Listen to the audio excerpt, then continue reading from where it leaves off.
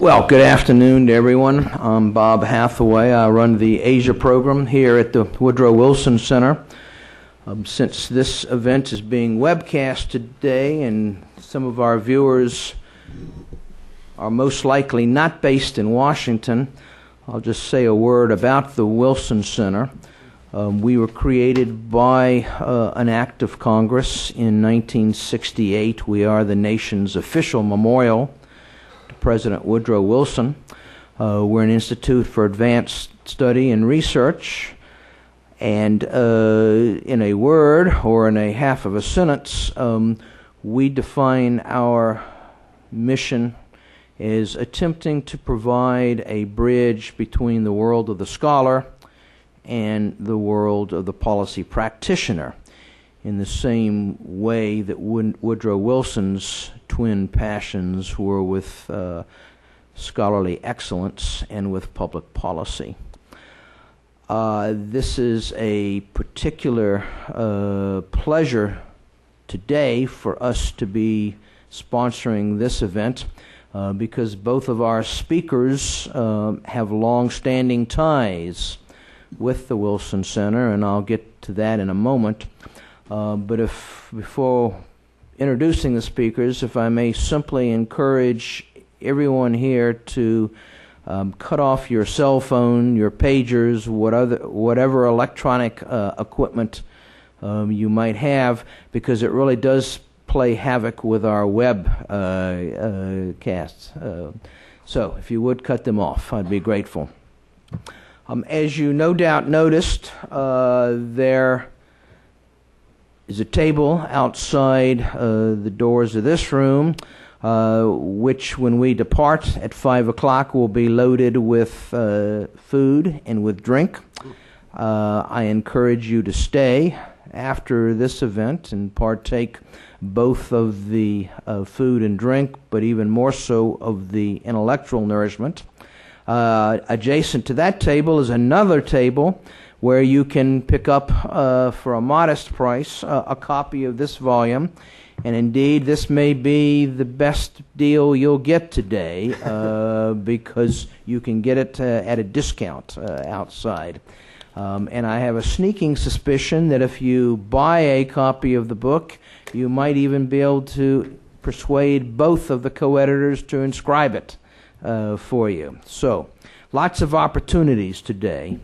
But the principal opportunity, of course, is simply the opportunity of being able to listen to two of the best Asia scholars working and studying today.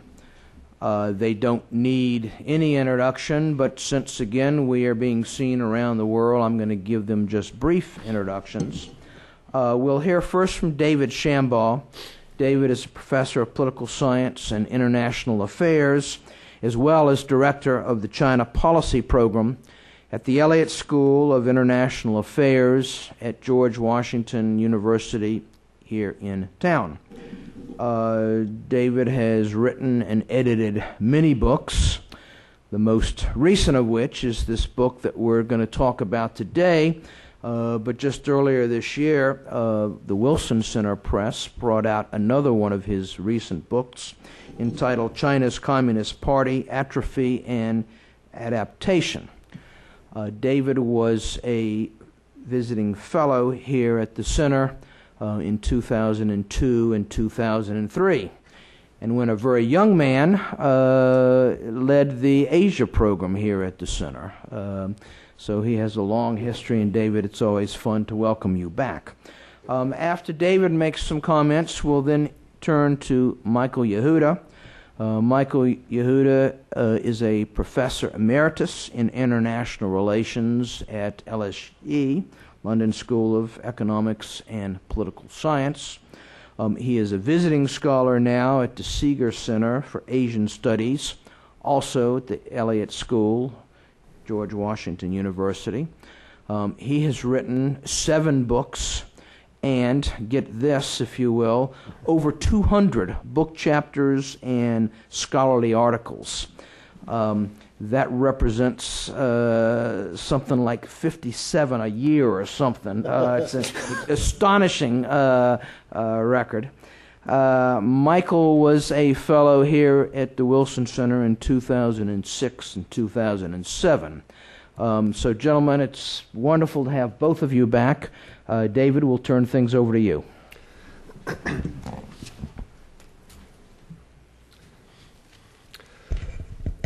Well, thank you, Bob, very much for the kind introduction, and always a pleasure to be back at the Wilson Center, my home away from home.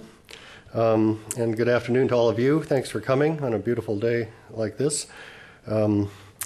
We thank you for your time, and we hope to give you some reward for your investment of time. Certainly there will be some beverages and food afterwards, but we want to give you a little food for thought before that. And we're going to do so by way of obviously introducing the new book that we have co-edited and has just appeared. In fact, it's not yet in the bookshops, but hopefully will be soon. So you have an advance opportunity here to get a copy today. This is a book about not just the international relations in Asia, but I suppose if we'd added a fourth word to the title, it would be the changing international relations in Asia.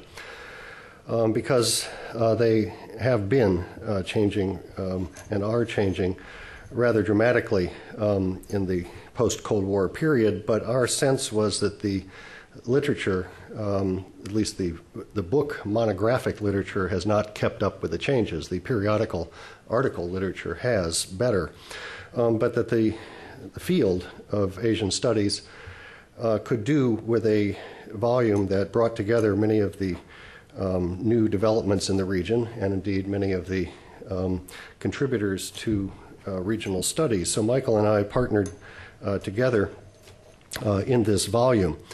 And I should say that it's been a real wonderful partnership. Michael and I have been colleagues and personal friends now since 1985, when he was a visiting scholar at the University of Michigan, and I was just finishing my doctoral studies there. And then we coincided in London for a number of years. He was at one end of Southampton Row at the LSE. I was at the Russell Square end at the School of Oriental and African Studies. And better yet, we've lured him across the Atlantic, not just to the United States and to Washington, but to George Washington University in recent years. So it's this book in some ways is a culmination of a long partnership and intellectual partnership and friendship. So I've been delighted to partner with him, but also we brought together 14 other leading scholars in the field from around not just the United States, Asia, and in one case, Europe as well, or two cases, I guess, if you include Amitav Acharya there, because he's presently teaching in England, but not much longer. He will join us here in Washington, D.C. next year, which is very good news.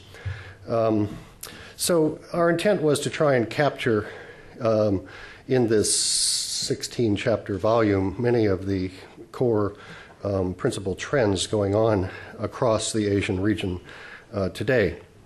And my purpose in my comments this afternoon are to try and summarize, if I can, as I see it, some of those trends, and to highlight some of the different chapters' contributions to analysis of these trends. And then Michael is going to speak about the future evolution of the relationship, or of the region. So I think one can sort of disaggregate regional trends in Asia into two broad categories, and my introductory chapter tries to do this at what I call the two-level game. This is a slightly different two-level game than Robert Putnam's use of the term originally, but I try and examine it at the state-to-state and society-to-society level. Another way of putting that is to distinguish between foreign policy and foreign relations.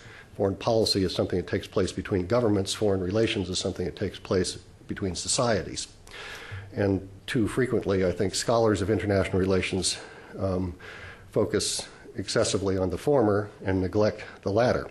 So, at least in my chapter, but I think you will see in a number of the other chapters in the volume, an attempt to explore both levels of interaction. indeed, the interdependence that is growing in Asia, among societies in Asia, is one of the noteworthy characteristics of the emerging regional order. The linkages across the 5 Asian subregions are creating, at least a societal level, something that we can call a regional system today. The 5 regions, of course, being Northeast Asia, Southeast Asia, South Asia, Australasia, and Central Asia. These are the 5 geographical component parts to the region, but they've always been analyzed rather independently from one another, largely because they didn't have many linkages among these sub-regions. What we're seeing today, I would argue, again at the sub-state level to be sure, but also at the state-to-state level, are increased linkages amongst these 5 sub-regions. And therefore, we're getting to the point where we can maybe really discuss a true pan-regional Asian order, rather than 5 separate sub-orders.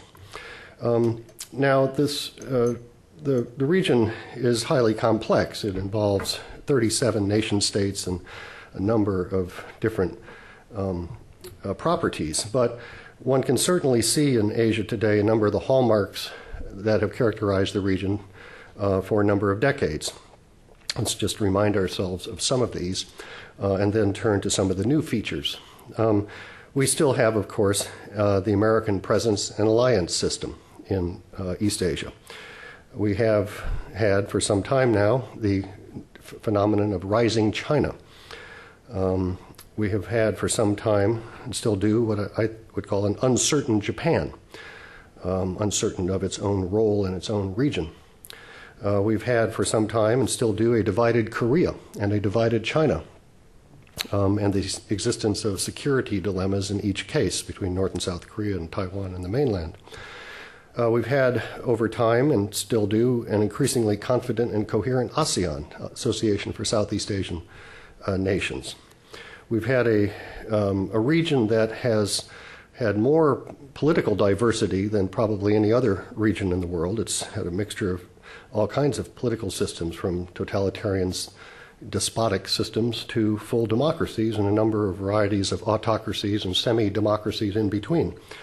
But there has been a general growth away from autocracy towards democracy across the region in the last decade or so.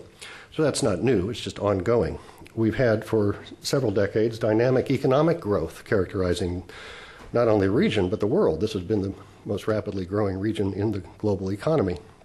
And with it, educated societies and disciplined workforces. So these are not new features of Asian international relations, I would submit. They've been there for a while, but they continue to be central to our analysis. But there are a number of new features that have emerged in recent years. These include, first of all, in no particular order, but the rise of India and its regional role, and indeed global role.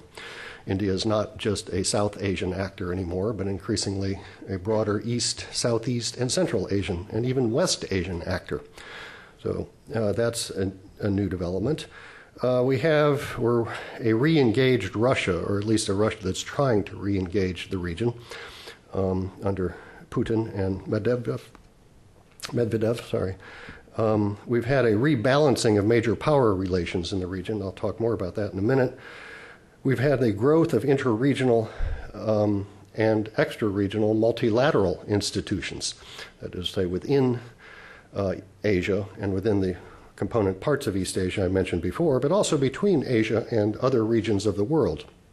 Latin America, next week we will see, in fact, in Beijing, the ASEM Summit, the Asia-Europe meeting, which brings together 37, I think, heads of state.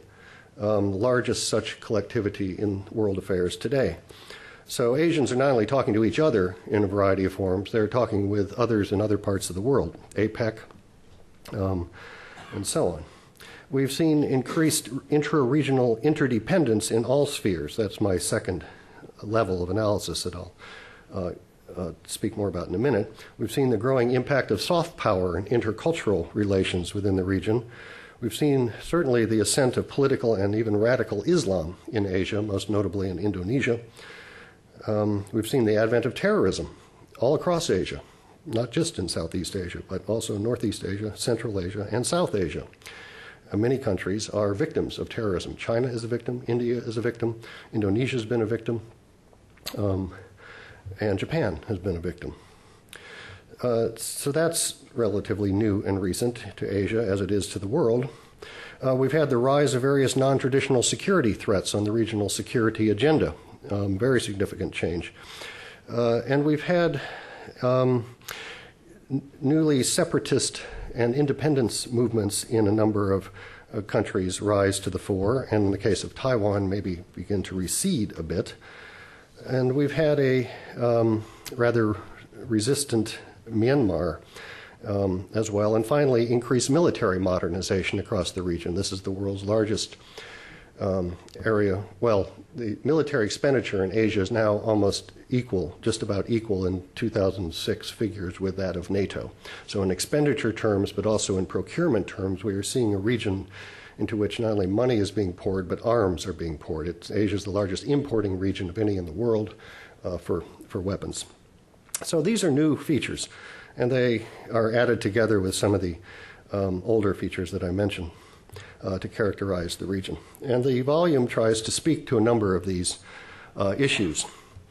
I will leave it to you to scan the table of contents and see how we organize it, but we try and deal with major power relations, pan-regional issues, and sub-regional actors. So if one kind of looks at the region, I think, as I say, one can disaggregate it into two broad levels. The first is the state-to-state level, and here one wants to know, is in fact there something of a regional system that international relations specialists would call a system present, or do we still talk about an order? These are terms that are not the same, and indeed the properties of each are different. The second level of analysis is, as I say, the societal level. And here one asks, what are the patterns of non-governmental interactions, and what impact do they have on the first level, on Asian international relations? My chapter tries to disaggregate these two, and let me start with the role of major powers. Here we see certainly the continuation of many of the features that we've known for the last couple of decades, if indeed not since the end of the Second World War or the Vietnam War. Both Northeast Asia and Southeast Asia have been fulcrums of competition, if not conflict, for much of the last century and a half. Today, they are peaceful.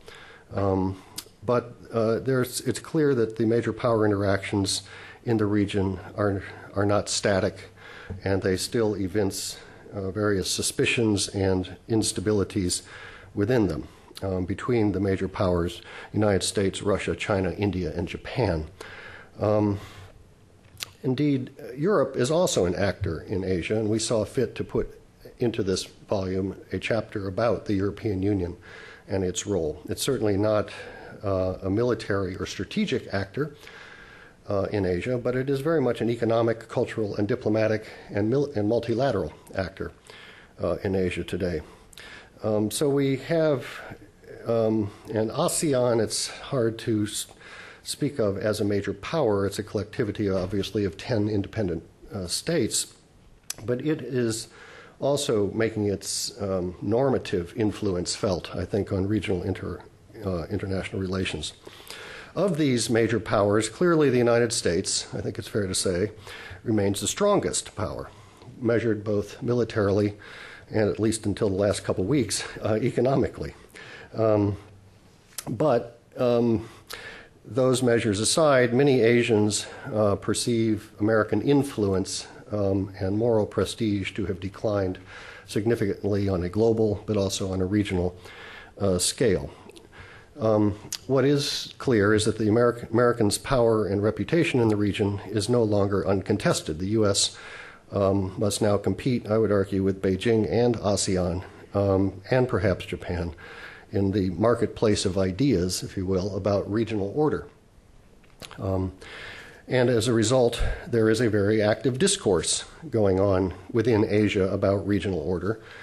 My own sense, and I'll come back to this at the end, is that the Americans have been rather absent in this discourse, and that's one of the major challenges for the next administration, is to join the discourse at the state and track 2 levels about the emerging architecture in the region. So the U.S. is still, we have to start with the U.S. The U.S. is the key power, probably, but not the only one.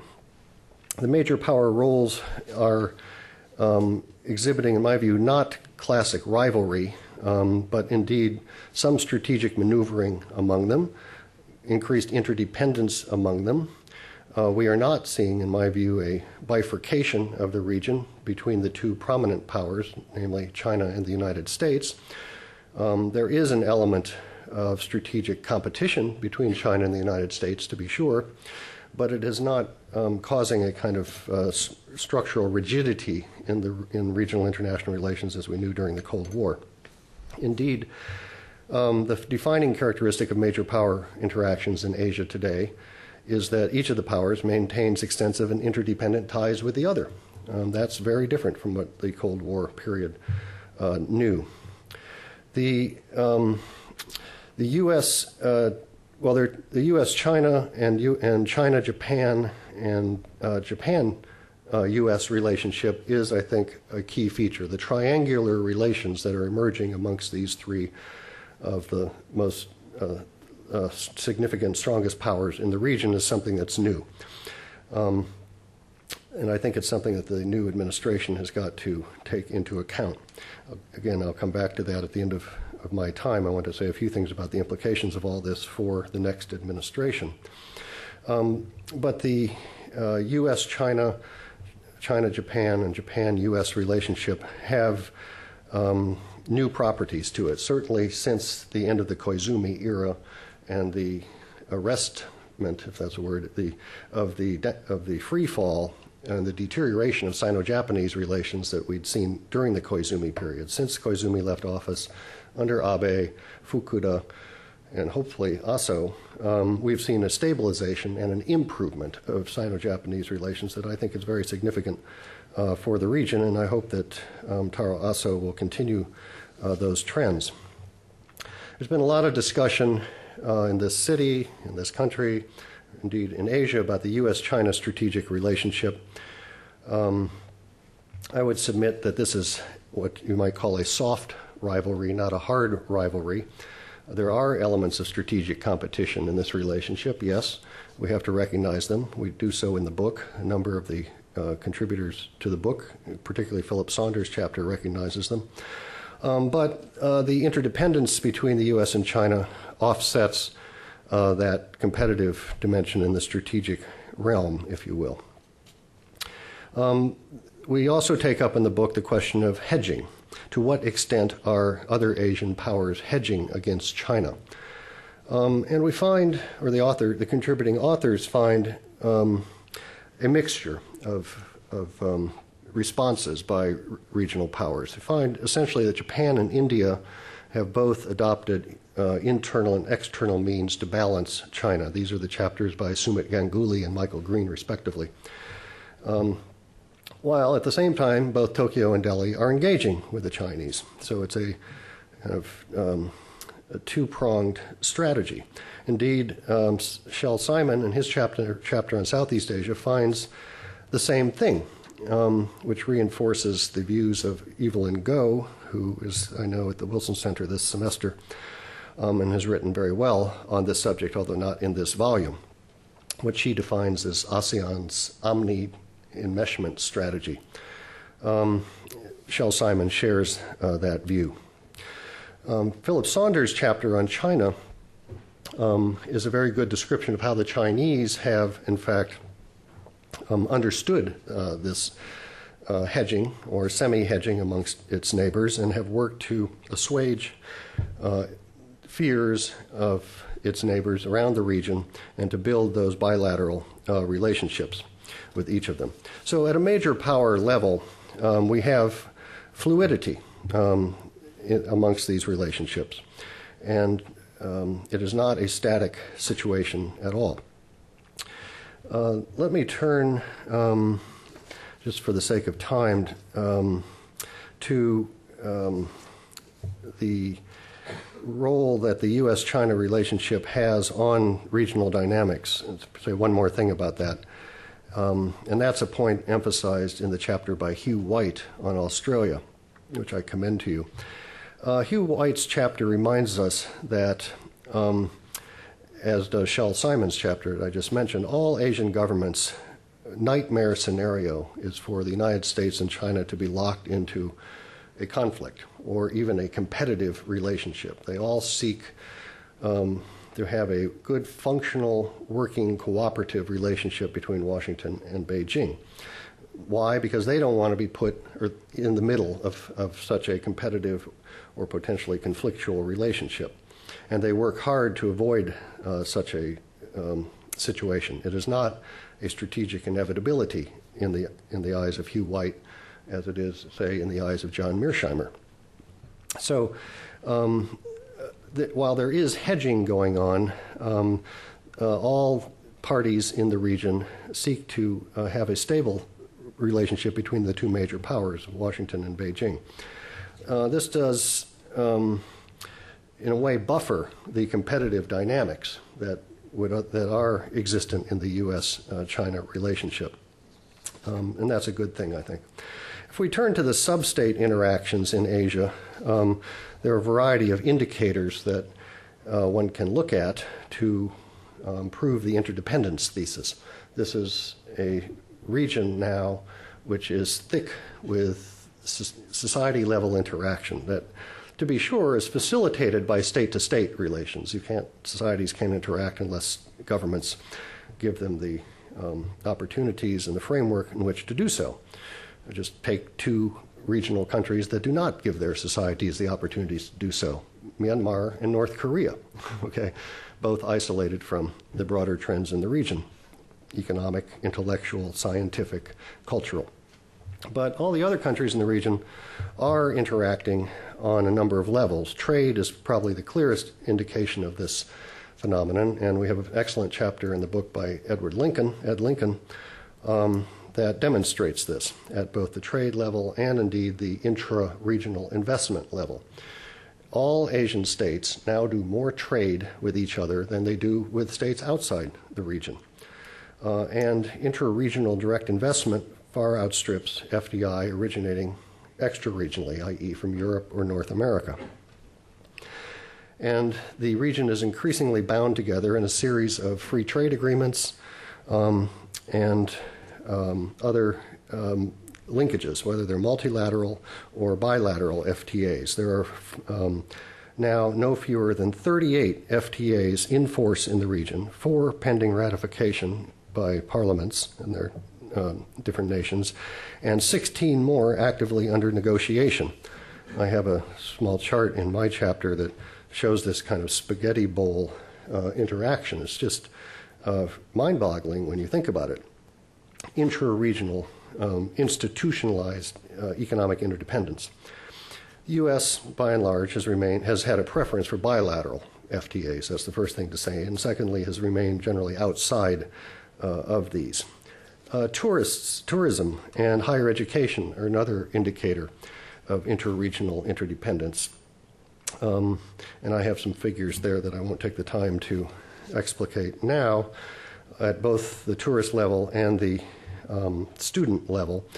But suffice it to say that Asian societies, as they become more wealthy, have invested in education, very much so, and have now produced a number of world-class universities. And these universities are keeping Asian students, at least in the region or in their own home countries, rather than going to North America or to Europe to the extent that they had previously.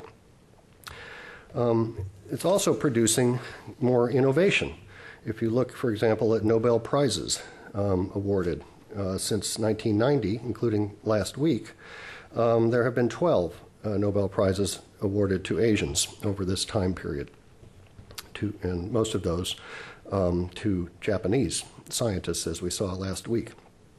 One Indian economist, one Japanese writer, and 2 heads of state for the Nobel Peace Prize. So in these terms, education, tourism, but also a variety of professional associations, a wide web of interdependence has occurred at the regional level. Now, one can argue, as does Nyan Chanda in his chapter, that this is simply a regional manifestation of globalization. And Nyan has a wonderful chapter on this dimension, which I commend to you. And Ralph Kassa's chapter also emphasizes the non-traditional security components that have forged cooperation, in fact, amongst governments and societies and cross national boundaries in Asia. And the security agenda in Asia is increasingly characterized by non-traditional rather than traditional hard security issues. So I think one can disaggregate international relations in the region at these two levels. They are not mutually exclusive. I would argue they actually reinforce each other, but they are analytically distinct. And so we have to not just focus on the state-to-state dimensions, which would lead one towards more realist analyses with a capital R, but to look at the societal interactions, which leads one towards more liberal or even constructivist analyses. And we've tried in this book also to bring, I should say, international relations theory to bear on the region. There is a superb chapter by Amitav Acharya and another one by Samuel Kim at the beginning of the book, which tries to analyze the region theoretically and from a kind of macro-historical standpoint. So those are both important. And the upshot is that we see all three of the major schools of international relations theory today being manifest in IR of Asia: realist, liberal institutionalism, and constructivism. Okay, so that's a summary, I think, of at least of my own chapter in the volume, but I've tried to highlight for you some of the other chapters. Let me close, if I can, with maybe 5 minutes, Bob, if I can, since we got started a little bit late, of so what does this mean for Washington, D.C., right? This is Washington, D.C. We're about to have a presidential election. We will have another administration in office in a matter of months in this city. So what do the trends that we identify in this book mean for the next administration? And I couldn't resist that opportunity, being in Washington, try and offer some implications, even though with the book itself we don't pretend to do that. So let me give you a few, I think. First is that the next administration will inherit, I think, a very dynamic Asia, as I've just tried to describe, but they'll inherit U.S. relations with Asia that are in very good stead.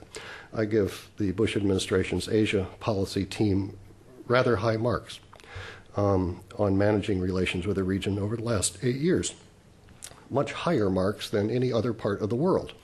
I won't go on about that, but I think Asia has generally been quite well managed.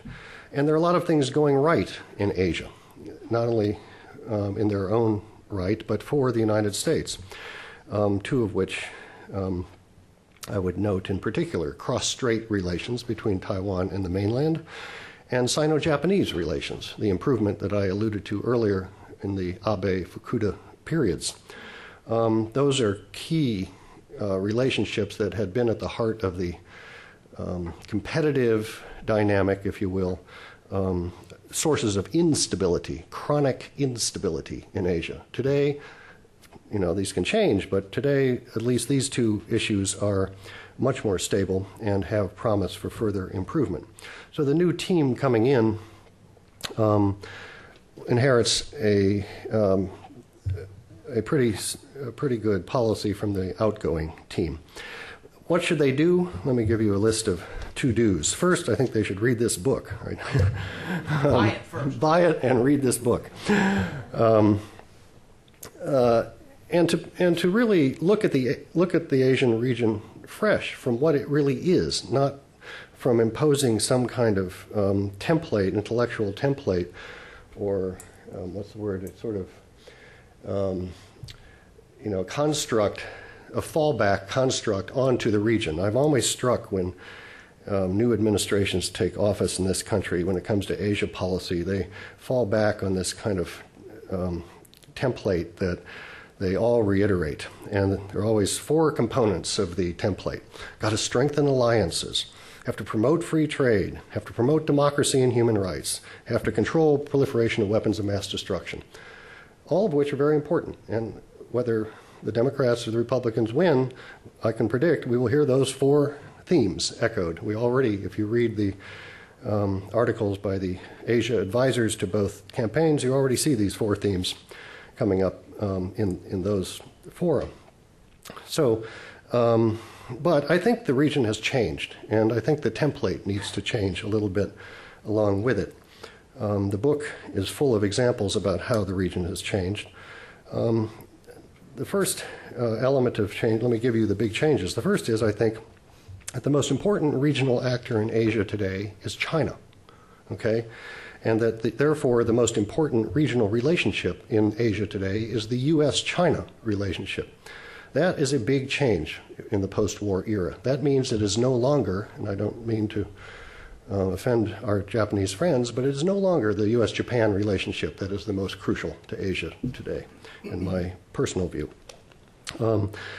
It's not to say that U.S.-Japan relations are unimportant, but at a minimum, U.S.-China relations are as important. But as I argue in the book, it's really the triangular relationship between Beijing, Tokyo, and Washington. And we have to view this relationship now increasingly through triangular terms. And I think that one thing the new administration could take a real serious look at is indeed a triangular head of state summit at maybe not the annual, but maybe biannual basis.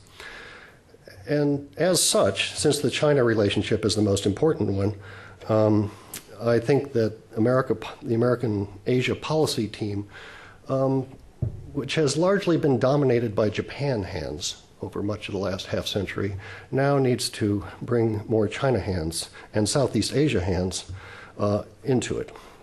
So that's change number one, the role of China. Change number two, I think the new administration needs to recognize, is the increased interaction amongst all five of these subregions. And we need to reorient the American bureaucracy to take account of the new regional system or order that extends from Afghanistan east. Right now, our bureaucracy in the executive branch is still ordered around these subregions. Whereas if you look at how the Canadians, the Australians, the British, a number of other governments organize their Asia directorates, it's much more holistic. And I would say we need an assistant secretary, a real assistant secretary of state for Asia, not and a separate person who is an emissary to the six-party talks. All right, we've had a double-hatted person in the last 4 years who has spent 90% of his time on North Korea and 10% of his time on Asia. As a result, Asia policy has been managed by a series of deputy assistant secretaries of state.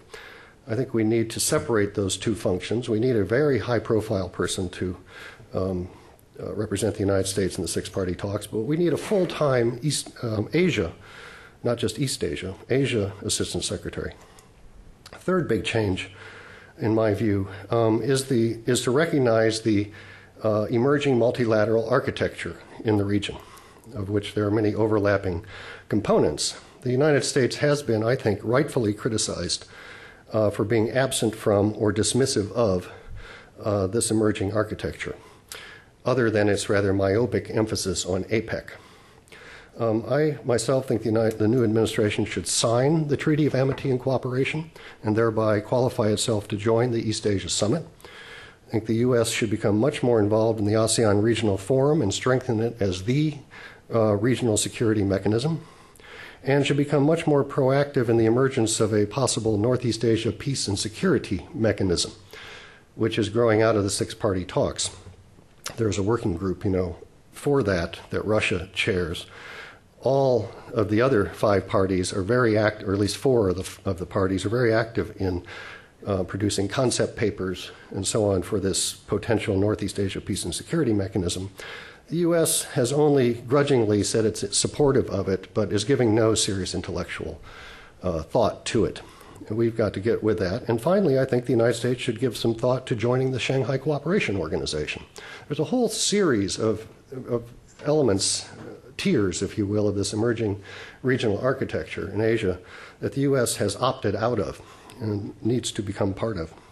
Fourth big change, recognize the growing importance of ASEAN and pay it greater attention. I do think that the second Bush administration has begun to do this, and the appointment of a permanent ambassador to ASEAN is a step in the right direction. That needs to be continued. Fifth big change is to recognize the growing importance of India, something this administration has done, and the next one should continue to do.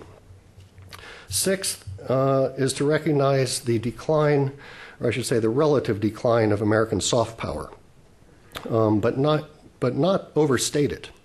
Nor should the U.S. overstate the relative increase of China's soft power in the region.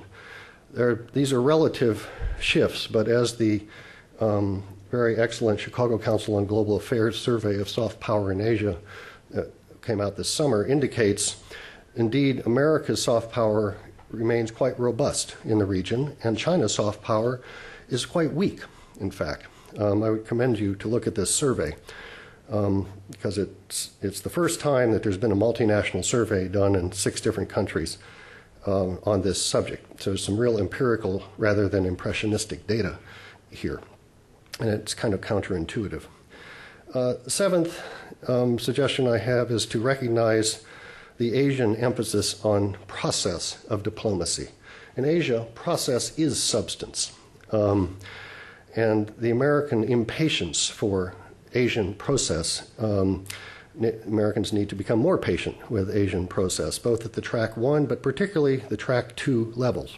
And above all, show up. The United States does not physically show up at these meetings, track 1 or track 2. One visit by the President of the United States to the region a year, and 1 or 2 heads of state visits from Asia to the White House each year is far from enough. We've got to get very involved in the track 1 diplomacy game, but also at the track 2 level. And lastly, I would suggest, being an academic, I have to suggest this, to invest more in Asian studies in the United States. We do very well in this country, comparatively speaking. I'm always struck in my travels in Europe, Asia, other parts of the world. I spent some time in Latin America this summer at just how much more advanced we are in our study of Asia and the resources we put into it. But given the importance of the region that this book outlines, we need to invest even more and need some dedicated line items from Congress for it, preferably running through the Asia program at the Wilson Center. Thank you very much.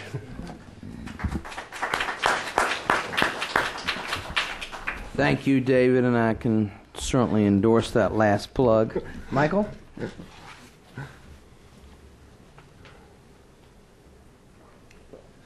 Also, I would like to endorse what David said at the beginning, and thanking Bob for opening the facilities for our book, and also thank you all for coming here. In order to leave time for some questions and answers, I'll try and be very brief. I have the concluding chapter in the book, which is entitled Looking Ahead. And given David's sort of summary of most of the book, that's what I'll try and focus on. I think all have agreed that Asia and its international relations are in processes of transition. Even though Asia is widely regarded as the emergent major economic center of the world, nevertheless uncertainties still exist. The uncertainties rest at least in 2 areas. One is really, I suppose you would have to say, in terms of the domestic politics of most of the states in the region. Most of the states are relatively young in terms of the nature of their political systems. Even those states such as China and perhaps Japan, which stretch back a long way in time, nevertheless have new political systems formed after the end of the Second World War, and one cannot say that they are fully settled. In the case of China, most Chinese scholars would agree that the China, let's say, of 5 or 10 years from now will probably look quite different in the nature of its politics than the China of today, even if it were still to be ruled by the Communist Party. Same is true very much of most of the states of Southeast Asia.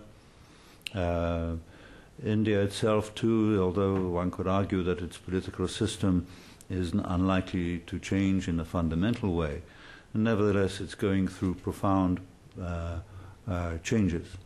Underlying the changes is also the impact of the rapid economic developments and the globalization and the interdependencies that David has talked about. This brings about very rapid social change, and with that comes the need for thinking afresh about institutions, demands for popular participation in certain aspects of government and of affairs that affect people's lives immediately. And this is a continual, if you like, sub-theme of the developments in the region as a whole. Another one that also David referred to is the uncertainty of power relations. The Chinese sometimes talk about it as one superpower and many great powers. And in that sense, however much one may talk of America's decline, it is still the only state in the region that underpins the public goods that makes all the relations between the countries of Asia feasible and secure and predictable. The United States provides the public goods not only in military terms, but also in terms of providing the framework within which free trade is promoted, and in which it lays out most of the rules of economic intercourse between countries. However, this is also a period in which all the major powers, including the United States, have a situation in which they both cooperate and compete with each other. In addition to which, none is prepared to openly try and balance against the other. For example, even though China and Russia from time to time sort of toyed with the idea of combining together in some way to balance against the United States, nothing has come of it. And the same applies to Russian attempts to involve India in this. But similarly, if there were people in the United States who felt that their new relationship with India is going to lead to a situation in which India would join with the United States, for example, collectively to hedge against China, I think they will be disappointed.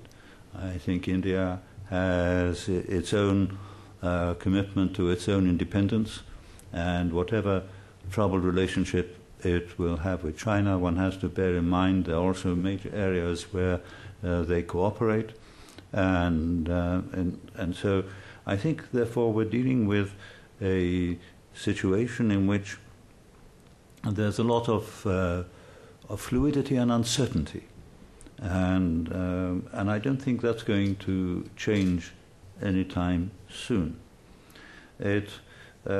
What I think it requires from the United States is not so much attempts at dominance, but rather attempts at leadership. And I think that at least for the next few years, although one can't really predict much further than that,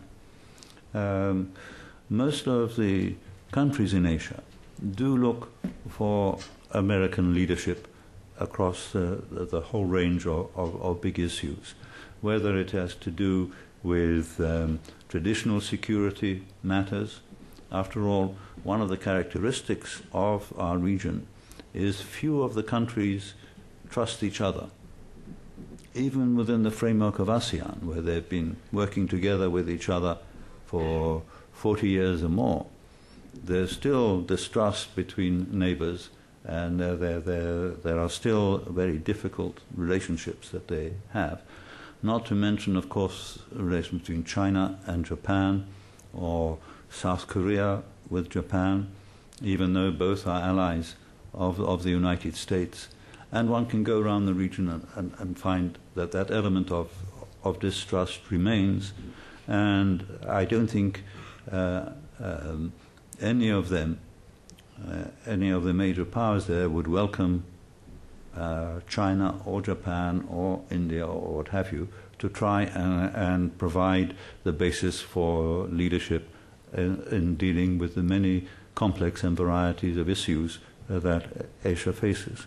After all, the United States is the one major power that has no territorial claims whatsoever on any of the other countries in Asia. However, as also comes out from the volume, if America is to provide leadership, it has to do so in a very sensitive sort of way, because there are still, in a sense, suspicions of the United States. Take, for example, the relationship with Japan.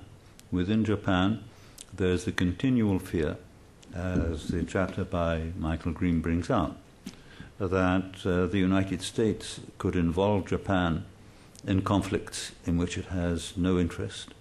And, for example, Japan does not want to be drawn into a conflict with China simply because of the United States. On the other hand, there's also a fear within Japan that somehow or other it could be bypassed or marginalized. For example, if the United States were to, in a sense, follow the general view that China is continually going to rise, it's going to be the most important country in the region, and therefore there should be some attempt at a condominium between China and the United States.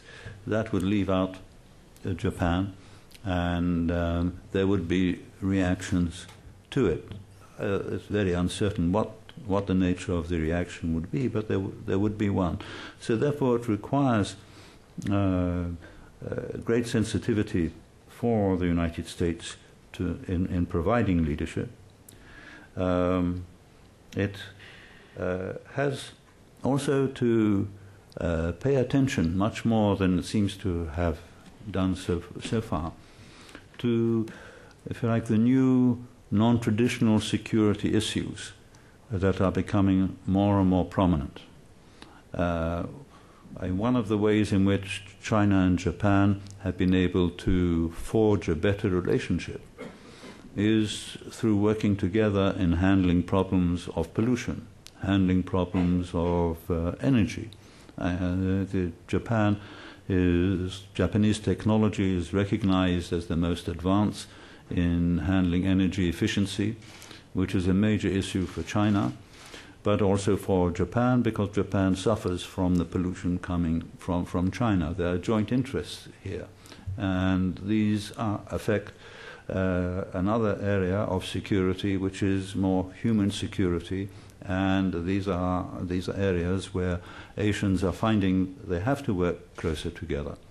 There are also a whole range of issues concerned with climate change. There are concerns as well about international crime, smugglings of people, of drugs, and a whole range of issues that actually directly impinge on Asian societies, bearing in mind the fact that none of the political systems in Asia enjoy fundamental security in the sense of feeling that the actual institutions are secure and will therefore provide a sound basis for the future. So let me conclude by suggesting two kinds of scenarios for the future.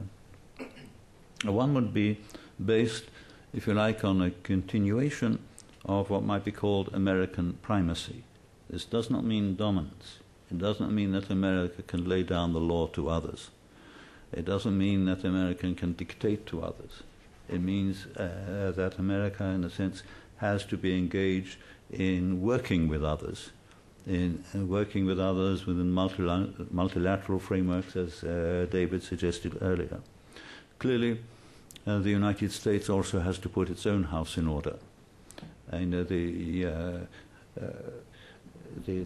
economy of the United States has been in trouble for some time.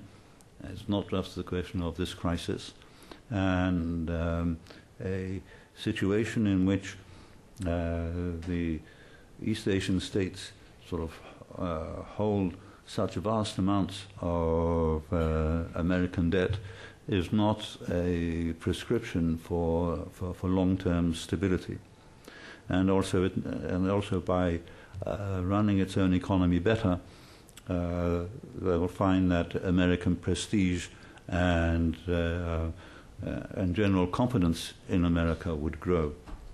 There's also a need for more active and deft diplomacy. Now, if that were to happen, I think the United States itself would benefit, and the region would benefit. It would lead to a much more consultative approach in dealing with the major issues that are very evident in Asia. It would also help to continue to ensure that the various security dilemmas that exist, especially in Northeast Asia, but also elsewhere, are kept at a workable level. But should America fail, then what we will see is what people have been talking about for a long time, is the emergence of multipolarity. That is to say, there will be a number of different centers, centered, I suppose, on the great powers that we've been mentioning. Each of these great powers has particular characteristics that separate it from the others. Whether it is Japan with its economic strength, but on the whole a lack of a strong political center, and clearly with its confined military capabilities, or whether it is a China which has still visions of itself of the past, of a major center, of civilization and culture and so on, which is sort of a huge continental country with all sorts of links with the countries around it, which leads to a degree of suspicion of it, or whether it is Russia with its emphasis now much more on energy, or India with its own traditions and so on. So each one of these has different ways of thinking about itself and its relationships with the world. So it would be a very uneasy pattern of multipolarity. It would be one of possibly of shifting balances. It would suggest that the idea of a concert of powers, such as existed in Europe in the mid-19th century, were very, very difficult to achieve, because the countries concerned are so diverse in their values, in the nature of their political systems, in the ways they think of each other and of the region, that this would, I think, be a source of instability rather than stability. So I think the preference, at least as I see it, would be for an American leadership that in some senses is modest, is consultative, and is diplomatically astute. Thank you.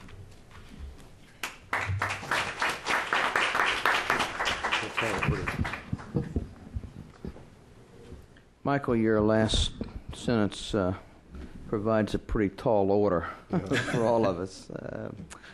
Well, you obviously can see why the Wilson Center is so proud to have had associations with these two scholars. We now have about 30 minutes before we adjourn into the lobby, and so I will turn things over to the audience. I would ask that you wait until we get a microphone to you before speaking. I would further ask that you identify yourself if your question is or comment is directed to one person in particular, if you'll single out that person. And lastly, but certainly not least of importance, if you would keep your comments, your questions relatively brief. Who'd like to get us started? Down here in the beginning, in the front.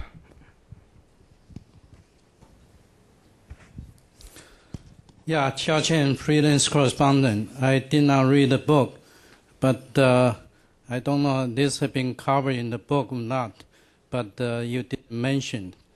I'm talking about this World Financial Institute and the financial arrangement. I think this time, the storm, we only talk about deal with the mainstream in the United States. But I think lots of Asian individual and Asian country probably lost a lot. And also it's quite ironic. The most powerful and rich country in debt to the relative weak and poor country.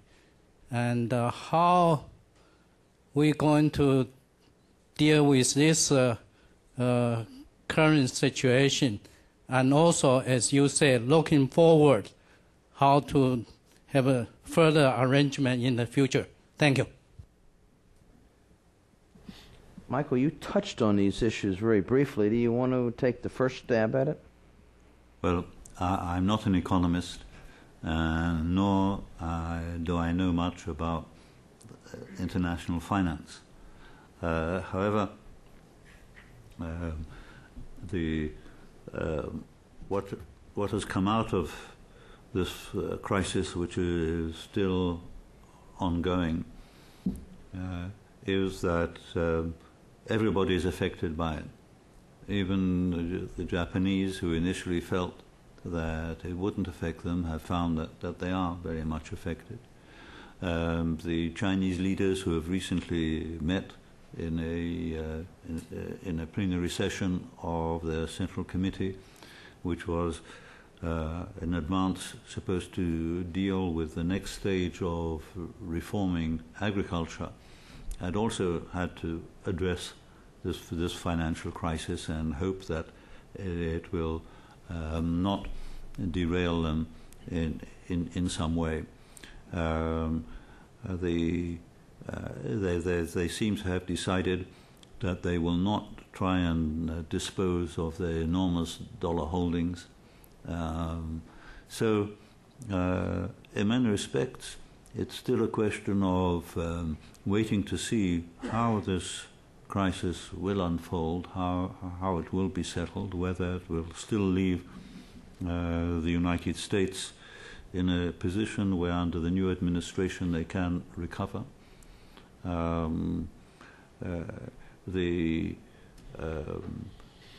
Meanwhile, the United States is still by far the greatest economy in the world. And if you remember, when the Japanese economy began its period of stagnation in 1991, and there was stagnation for 10 years, and it hasn't grown all that much since. Yet Japan is still the second largest economy in the world. This is a long time after it really began its decline, a long time after it lost confidence in its model and so on. So I think people still find the United States economy as the key one. Beyond that, I'm not sure I can go. David, Joe, okay. Not really. back in the back, yes, and then there. I'm Helen Rafael, Resources for the Future, and I worked in China for 5 years fairly recently, as well as a couple of years each in Uzbekistan, Indonesia. And I'm quite concerned about the increasing water shortage as well as petroleum in China. And I'm wondering why you have no mention of Russia looming there with its very vast water supplies and as well as petroleum energy supplies. And don't you think that it may be Russia that looms and predominates in East Asia? Well, you're quite right that there is no Russia chapter in this book. And that's not an accident, actually. We considered it carefully, and we concluded that Russia was not a significant actor in East Asia outside of the energy area. Now, I will grant you that in the energy area, and even in the year or so since the book started, it's become more of a player. And I suppose in military arms sales to China and India, Russia is a regional actor. But diplomatically, economically, normatively, Russia is not present on the Asian stage today. And even in energy terms, I'm not sure about Southeast Asian energy imports from Russia, but Chinese source very little, less than 10% of their oil or gas from Russia. It's still predominantly from the Middle East and other parts of the world. It's not to say that Russia doesn't want to get back in the Asian game, as it were, but it's got a long way to go, is my judgment. I have to be honest, I don't think Russia is a player in Asia today, other than the energy dimension, and even there it's a limited player. Through the Shanghai Cooperation Organization, yes, indeed, Russia has a presence. I'm not sure that the incursion into South Ossetia and to Georgia has necessarily made Asians feel more comfortable with Russia, quite to the contrary. So I'm sorry, and so that Asia, international relations of Asia today, Russia is not much of an actor in my view. I'm struck by your bringing up the water issue, though, for the simple and relatively self-centered fact that the Wilson Center next month, November the 20th, will be hosting an all-day conference on some of the water issues affecting Pakistan, just one country in Asia, but clearly a country which has some very, very serious water problems. So my hunch is all of us are going to be thinking a lot more about water as an element of national strength, as a source of international contention than perhaps we've been used to. Sue, let's go all the way to the back. Yeah, Bill Jones, Executive Intelligence Review. I'd like to ask a question about the China-India relationship, because it seems to me that stability in Asia, to a large extent, will be determined by the ability of these two very different cultures to begin to work together, and obviously they're moving in that direction. The Japanese situation is more of a political than a cultural problem, since they have similarities in culture, but the India-China relationship is going to be absolutely key, and that if it works, I think everything else would tend to work also in Asia. And unfortunately, over the last period, the attempts by China and India to improve the relationship has been somewhat overshadowed by the international context in which the U.S.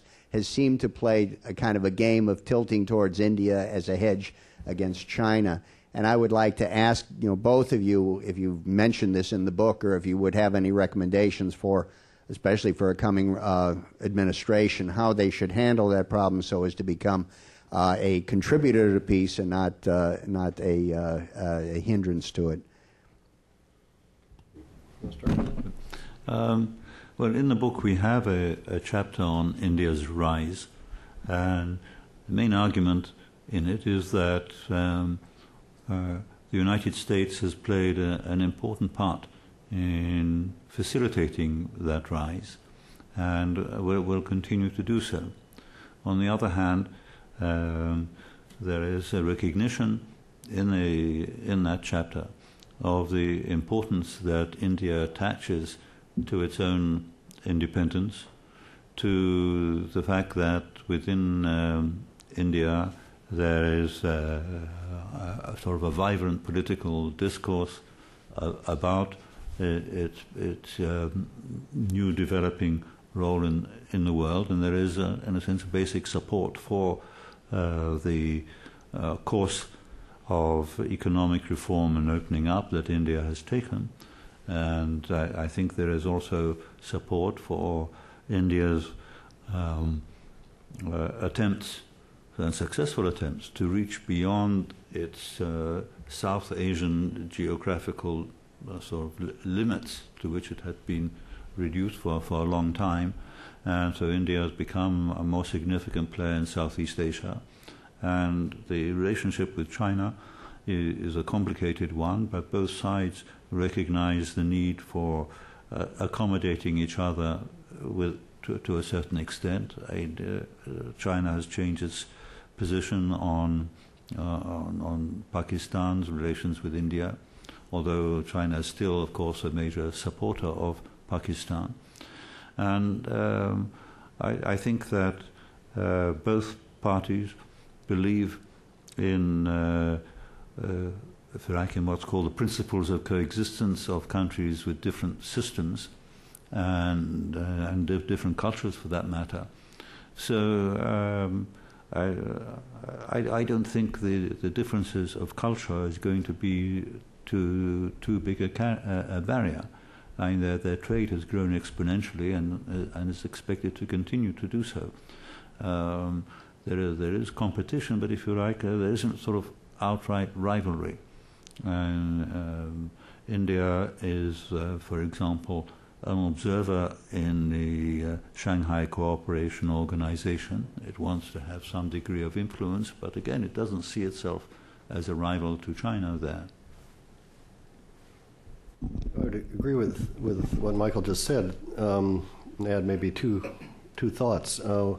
One is that the Sino-Indian relationship is now quite comprehensive at all levels,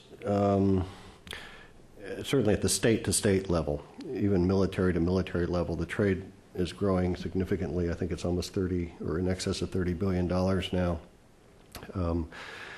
The exchanges are regularized, institutionalized. Working groups are set up between the two parties, not just on the border, but in a whole series of functional issue areas. So this relationship now has a momentum of its own, and a very positive one, and it's a new dynamic in the region. India, for its own part, has had this look east policy for some time, is beginning to be more of an actor in East Asia, has significantly strengthened its relations with Japan as well. The visit by Abe in December of 2006 to Tokyo, very significant trip. Not Abe, excuse me, Manmohan Singh to Tokyo, very important. So it's important to see the Sino-Indian relationship as having its own dynamic that is independent of relations with both countries have with Washington. And that's my second point. I think it would be a severe mistake for the United States to think that its relationship with India should be premised in any way on China, and in a so-called hedging fashion or a semi-containment fashion or an anti-China fashion. There are elements in this city and in this administration who would like to make the American-Indian relationship premise to some extent on the China factor. I think that would be a profound misreading of New Delhi. And India wouldn't want to play along with such a strategy, even if the Americans were to pursue such. So I think the U.S.-India relationship is extremely important in its own right, particularly in the wake of the passage of the atomic, what do you call it? Civil nuclear power legislation. That's very significant, but strategically it would be a big mistake to pursue the U.S.-India relationship on a China premise, and that includes the U.S.-India military-to-military relationship, which is doing very well, but it, again, should not be premised on China. Our moderator actually knows more about the subject than either of the panelists. Maybe you want to add to this, Bob, as well. Since our guest did not come to hear me pontificate, I will simply say I agree with every word that both of them have said. Surjit, actually, let's go to two questions right here, side by side. No, I'm not going to try and answer the question about India and China. You have to introduce yourself. But I beg your pardon. Surjit Mansi, American University. My question is again about, is all about another, what I consider omission in your book, and that is West Asia. Because all the countries of Asia, particularly India and China and also Japan, really have very intimate dealings with the countries of West Asia, not only at a governmental level but also at a societal level, which extends to Southeast Asia. So I'm wondering why you left out West Asia. Sergey, while you've got the microphone, why don't we just get another question on the table? It's on. Wojtek Masny, Parallel History Project on Cooperative Security and formerly Wilson Center. I have a question to David Shambaugh. If Russia is not a significant factor in Asia, and I entirely agree with you, would it be fair to say that the European Union is? And if it is, in what ways? I wouldn't talk here about the economics, but what I have in mind is that system of overlapping international institutions having to do with new dimensions of security that you talked about. That's something that Europe had come up with before. So my question is, do the Asians have anything to learn from the European experience in this respect? And the second question, do they think they have something to learn? Let's take West Asia first. Well, I'd encourage Michael to respond to the second question too, but I mean, we had, I suppose, to draw the boundaries of this book somewhere, Sergey. If we have 16 chapters already, if you start including Iran and Iraq and Turkey.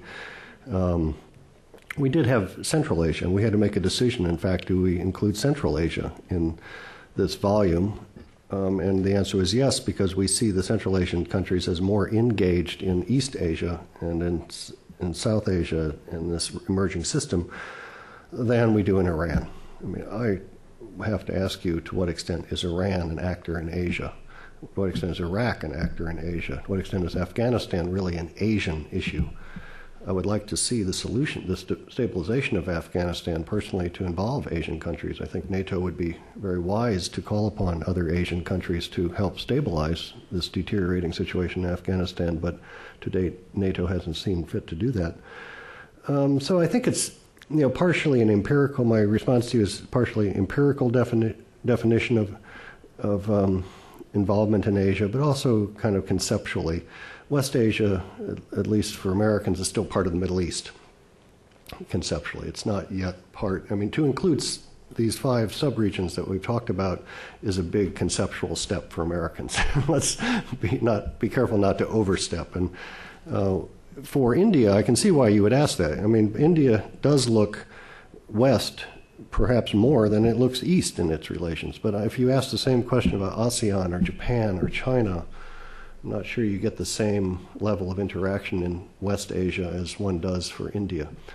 And I'd like to invite Michael to answer the second question too, because he's European and has had much exposure here. My short response is yes, I think the ARF has much to learn from the OSCE experience. And more broadly, you can't replicate the EU. One doesn't want to try and replicate the EU. There's lots about the EU that doesn't work very well. But as the regional architecture in Asia emerges, particularly in economic and financial areas and non-traditional security areas, I think there's much to be learned from the European experience, and that there are already mechanisms between ASEF, the Asia-Europe Foundation, Singapore-based, for example, to try and learn from the European experience in capacity building in these areas. And the ASEM summit next week in Beijing is going to be interesting. I'm told that there is going to be some new working group explicitly created on this issue to try and systematize exchanges, not learning. I think that's probably the wrong way to put it. Asia is not going to learn from Europe. That died with the colonial era.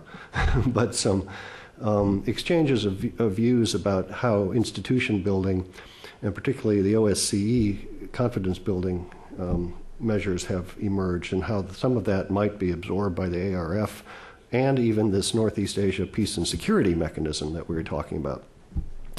So I think myself, that's been something that Asia and Europe need to have more dialogue about, and I've sort of been waiting for it to happen. But maybe Michael can add to that. Well, I think as far as the West Asian thing, one is really touching on very much on the Arab world, and that is almost a world unto itself.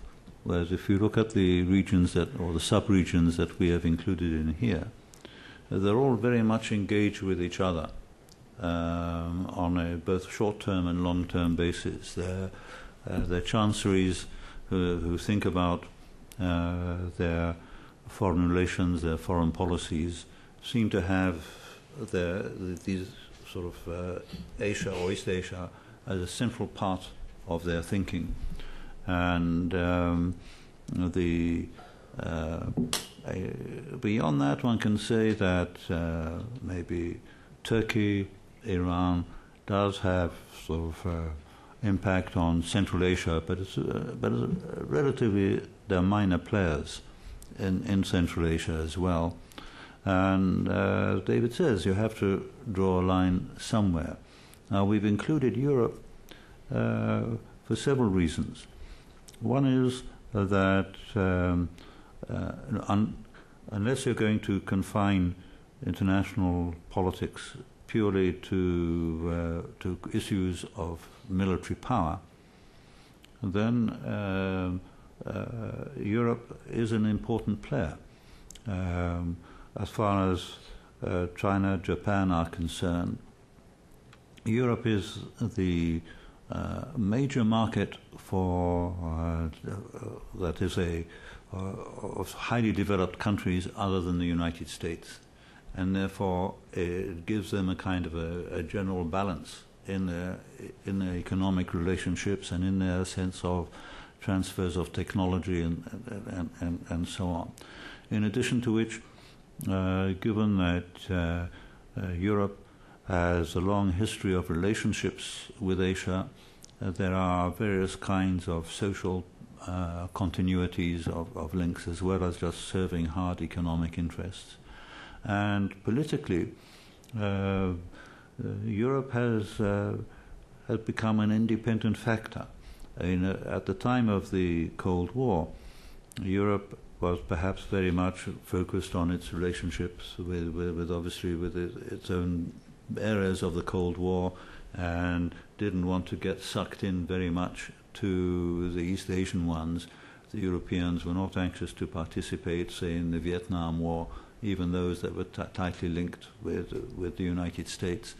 And I think, as David has written in the past, their relationships with Asia was derivative from the issues of Cold War and so on. But since then, they have tried to establish new relationships with the countries of Asia, and the countries of Asia have sought to bring them in as well, and they figure quite largely in their calculations of various forms of cooperation. Now, whether Europe can be a model for Asia is a very different kind of issue, because the multilateralist institutions and organizations that the Asians have established have not been based on legal agreements that require sort of legal obligations.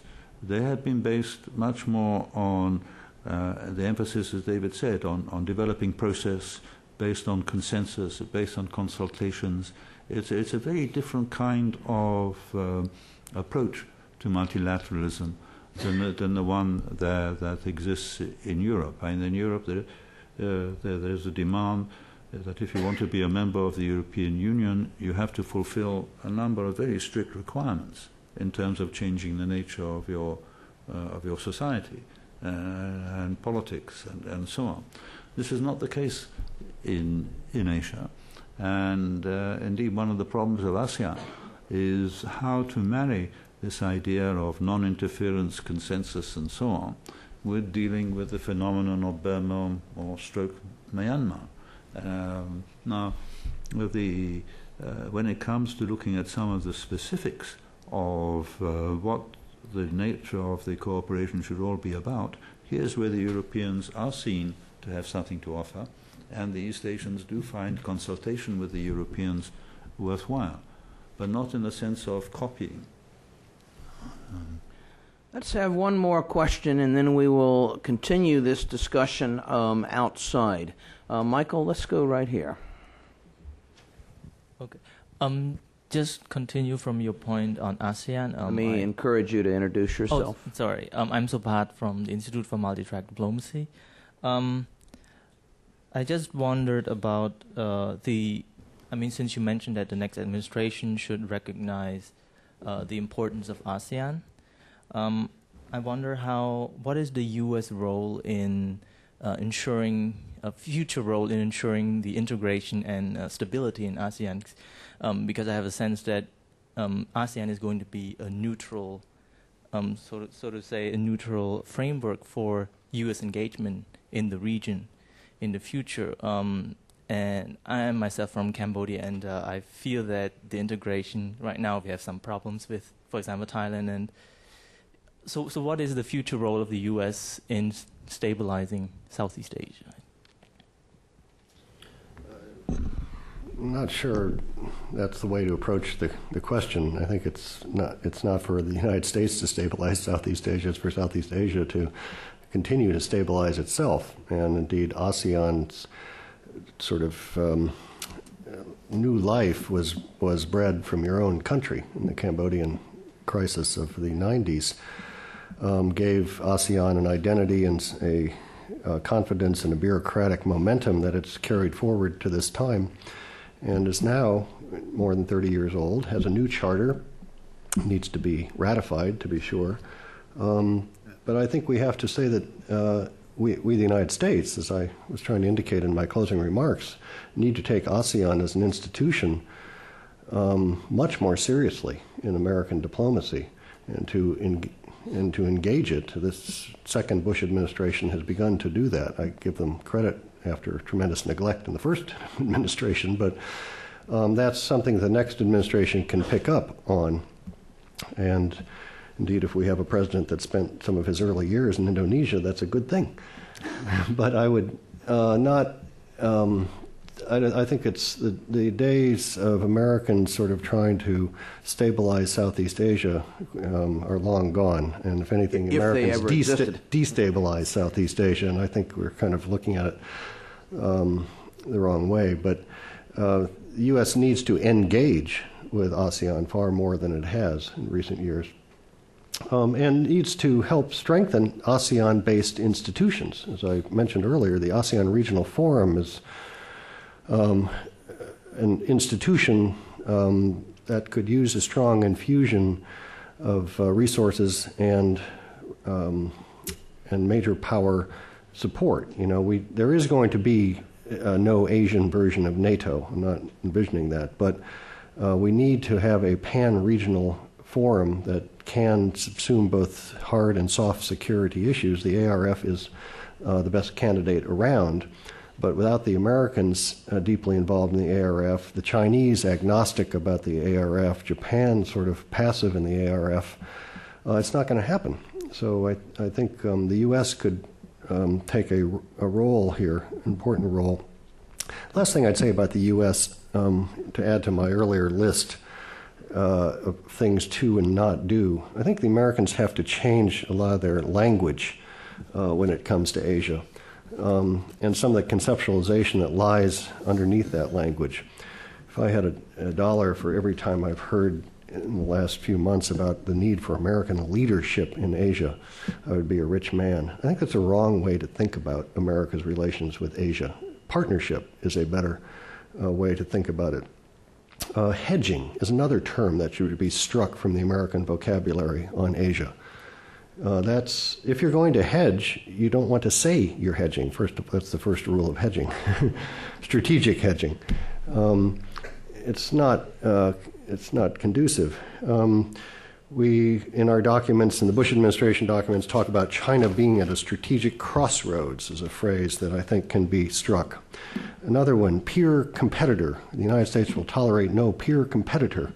That's one that could usually be struck out.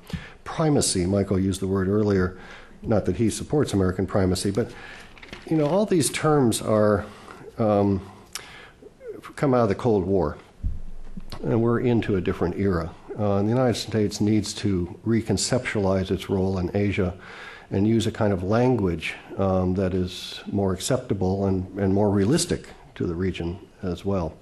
And there, I think the U.S. has a lot to learn from ASEAN rather than teaching ASEAN. I think ASEAN can teach the U.S. So I'll end my sermon on that point. Michael, any last thoughts? No, I'm quite happy to leave it to David. Well, before we adjourn, I want to recognize a couple other people. First of all, Sue Lee and Michael Kugelman, who not only have manned the microphones, but far more importantly, have helped to put together and organize this event, and without whose sterling efforts you wouldn't be here today. Also, I'd like to recognize one other person. Mark, would you stand, please? Many of you know Mark Moore. Had Mark Moore not retired a couple of months ago, he'd probably be sitting up here today. But he was certainly a key player on the Asia program team. And Mark, welcome back. We hope you are enjoying your second retirement, prior, no doubt, to your third career. If you'll join me now in a round of applause for our two speakers.